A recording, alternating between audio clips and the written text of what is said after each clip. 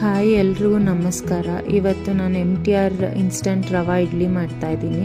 ಅದಕ್ಕೆ ಇಲ್ಲಿ ನಾನು 2 ಕಪ್ಸ್ MTR ರವಾ ಇಡ್ಲಿ ತೊಗೊತಾ ಇದ್ದೀನಿ.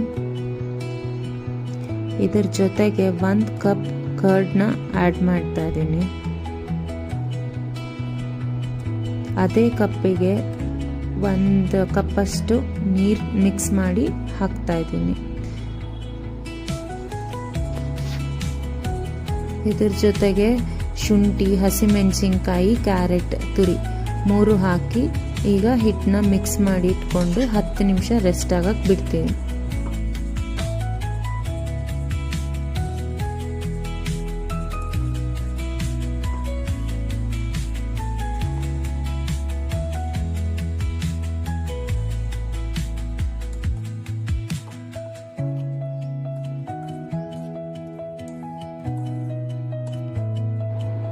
ಇಡ್ಲಿಗೆ ಚಟ್ನಿ ರುಬ್ಕೊಳ್ಳೋಣ ಬನ್ನಿ. ಮೊದಲು ಬಾಣಲಿಗೆ ಬೆಳ್ಳುಳ್ಳಿ, ಸ್ವಲ್ಪ ಎಣ್ಣೆ, ಸ್ವಲ್ಪ ಹಸಿಮೆಣಸಿನ್ಕಾಯಿ, ಖಾರಕ್ಕೆ ಬೇಕಾದಷ್ಟು ಹಸಿಮೆಣಸಿನ್ಕಾಯಿ ಹಾಕಿ ಸ್ವಲ್ಪ ಬಾಡಿಸ್ಕೊಳ್ಳಿ ಎಣ್ಣೆನಲ್ಲಿ.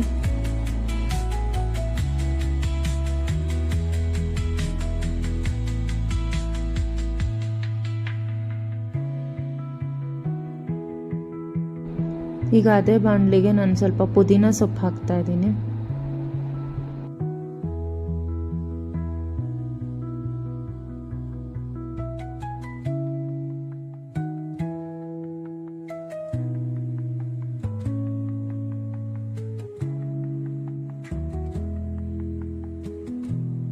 ಹಾಗೆ ಸ್ವಲ್ಪ ಕೊತ್ತಂಬರಿ ಸೊಪ್ಪು ಕೂಡ ಹಾಕ್ತಾ ಇದ್ದೀನಿ.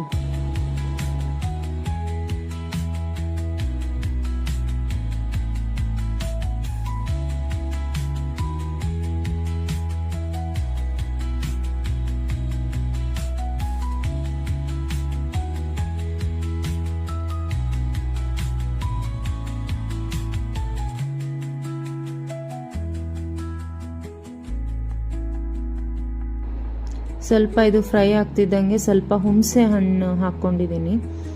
ಸೊ ಹಾಕ್ಕೊಂಡು ಮಿಕ್ಸಿಗೆ ಹಾಕ್ಕೊತಾ ಇದ್ದೀನಿ ಅದನ್ನೆಲ್ಲ. ಜೊತೆಗೆ ಕಡಲೆ ಬೀಜ ಹುರ್ಕೊತಾ ಇದ್ದೀನಿ ಸ್ವಲ್ಪ.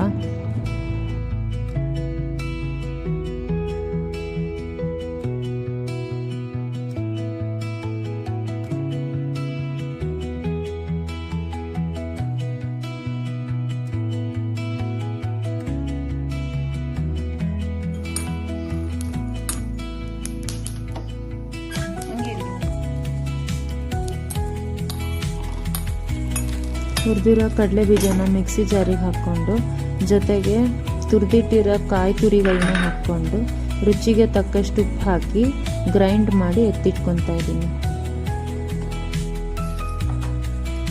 ಹಾಗೆ ಇಲ್ಲಿ ಚಟ್ನಿಗೆ ಒಗ್ಗರಣೆ ಮಾಡಿ ಇಟ್ಕೊತಾ ಇದ್ದೀನಿ.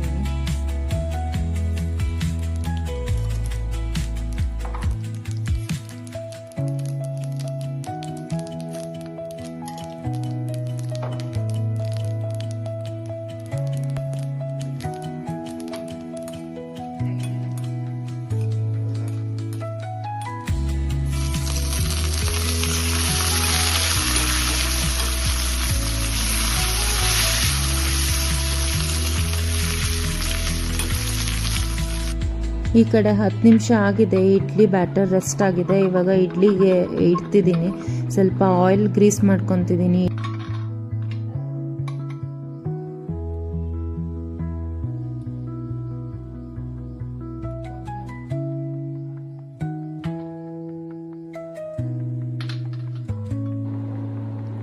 ನಾನಿಲ್ಲಿ ಗೋಡಂಬಿ ಇಟ್ಟು ಅದ್ರ ಮೇಲೆ ಬ್ಯಾಟರ್ನ ಹಾಕ್ತಾ ಇದ್ದೀನಿ. ನನ್ನ ಮಗಳಿಗೆ ಹೀಗೆ ಇಷ್ಟ ಅಂತ ಹೀಗೆ ಮಾಡ್ತಿದ್ದೀನಿ.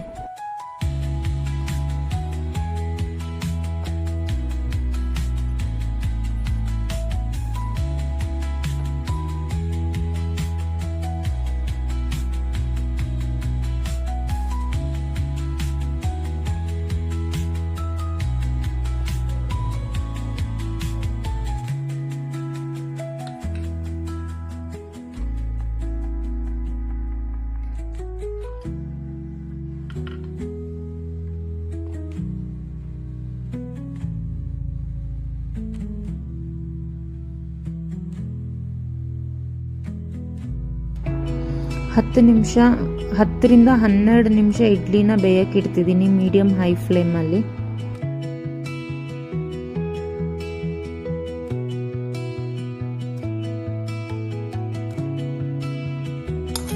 ಈ ಕಡೆ ಚಟ್ನಿ ರೆಡಿ ಆಗಿದೆ. ಹಾಕಿರೋ ಒಗ್ಗರಣೆನ ಅದಕ್ಕೆ ಹಾಕಿ ಮಿಕ್ಸ್ ಮಾಡಿ ಇಟ್ಕೊಳ್ತಿದ್ದೀನಿ. ಇಲ್ಲಿ ಇಡ್ಲಿನೂ ರೆಡಿ ಆಗಿದೆ, 10 ನಿಮಿಷ ಆಗಿದೆ ನೋಡಿ. ಇವಾಗ ಇಡ್ಲಿ ಹೇಗಾಗಿದೆ